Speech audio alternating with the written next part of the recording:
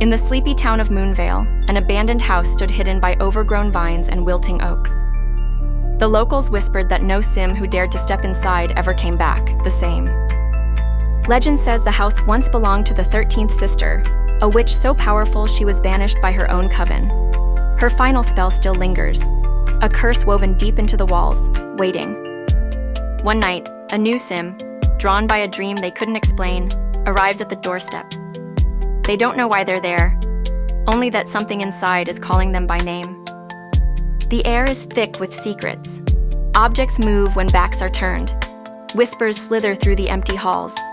Every midnight, a new hearth ignites by itself, burning with blue flames, one by one. The 13th hearth is still cold, but not for long. As the Sim explores, they find an ancient diary, stained with ash and blood, hinting that the 13th sister never really left.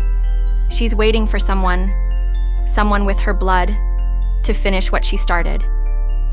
But beware, in Moonvale, not all ghosts want to be set free. Some want a body to call their own. And once the 13th hearth lights, there's no turning back.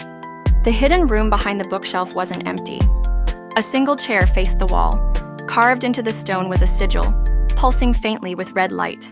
A voice, soft as silk and sharp as broken glass, whispered from nowhere. Blood or flame? Choose. On a nearby table, the Sim finds two items, a rusted dagger and a candle that never seems to burn out. The diary's next page appears overnight, though they never remember writing in it. It warns, the 13th hearth must be lit by a descendant's blood, or the house itself will claim them.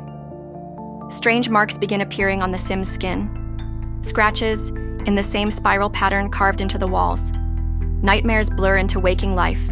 They dream of a woman with no eyes, weeping black tears, promising, "You're almost mine." The town outside grows colder, more hollow. Sims start disappearing, only their shoes left in tidy pairs at the town square.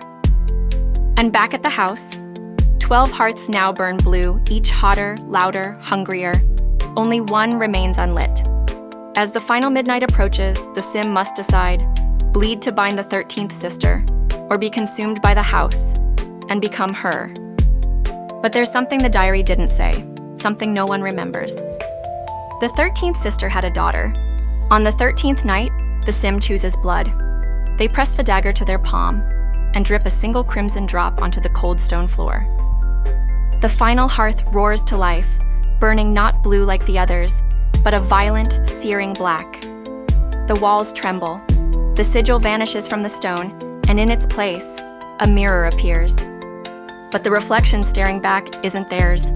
In the mirror, the Sim sees a woman wearing their face, twisted into a smile they've never made. She speaks in a voice layered with centuries. At last, you've come home. The diary bursts into flames. The whispers grow deafening. Every room in the house warps and shifts, revealing hidden staircases, doorways to nowhere, and rooms that breathe like living things. The truth shatters like glass. The Sim was never drawn here by chance.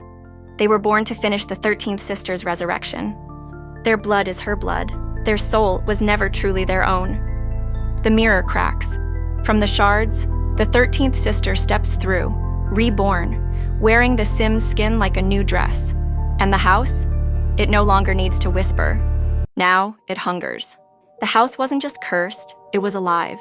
Now that the 13th sister walks the earth again, wearing the Sim's body like a porcelain mask, Moonvale begins to rot from the inside out. The rivers run backward. The crops blacken overnight. Babies cry through the night. And some are born with eyes already open, staring into the dark. Strange flowers sprout along the streets, blood red and thorned, and wherever they bloom, Sims vanish, leaving only a shadow burned into the ground. The once cozy townsfolk now speak in riddles, forgetting their own names, gathering every night under the blood moon to chant words they do not understand. At the center of it all stands the old house, no longer hidden. It calls to every soul in Moonvale, drawing them closer with every passing midnight. And from the windows, someone watches, someone wearing your face, smiling wider every day. The 13th hearth is no longer a story, it's a doorway. And soon, it will open wide enough for all the forgotten things to come through. They thought the Sim was lost, They thought the 13th sister had won. But deep inside the house, trapped behind walls that breathe and shift, the real Sim still exists. In a forgotten room, where no door should be, the Sim wakes inside a mirror maze stitched together from memories and nightmares. Guided only by the faint echo of their own heartbeat, they stumble across broken reflections of their life. The town they loved, the friends they lost, the dreams they abandoned. Each memory is a trial, each nightmare, a trap.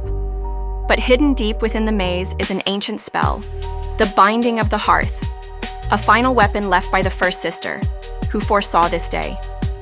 If the Sim can find the true hearth, the original buried beneath the house, and sacrifice the cursed flame, they can banish the 13th sister forever. But time is running out. Above them, Moonvale collapses into madness. Sims wander the streets as hollow husks. The house stretches its roots underground, feeding on the town's lifeblood. The Sim must make it before the final chime of the 13th hour, or be trapped in the mirror world for all eternity, forgotten, just another ghost whispering through the vines.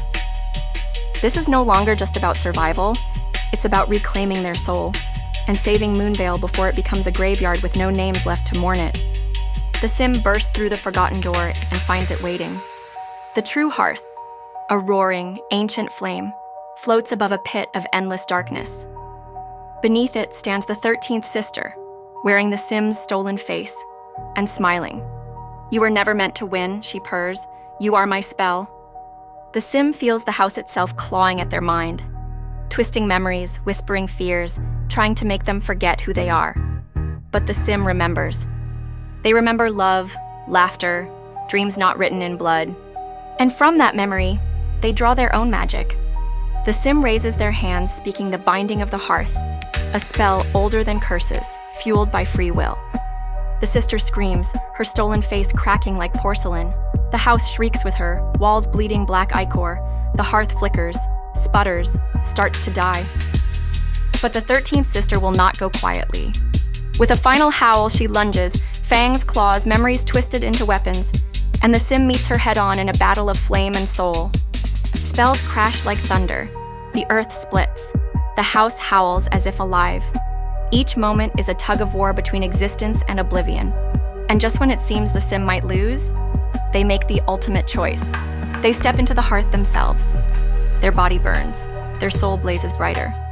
The 13th sister, unprepared for such a sacrifice, is torn apart.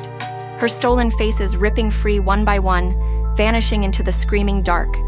The house collapses into ash. The vines wither. The blood moon shatters into silver dust. Moonvale breathes again. And in the ruins where the house once stood, a single blue flower grows. No one remembers the Sim's name anymore. Only that once, long ago, someone gave everything to save them. Long after Moonvale healed, long after the Sim's name faded from memory, children sometimes wander near the ruins, where only ashes and blue flowers remain. They say if you pick one of the flowers and hold it close to your ear, you'll hear a voice whispering from the other side. Not a ghost, not a memory. A question. Will you light the hearth for me?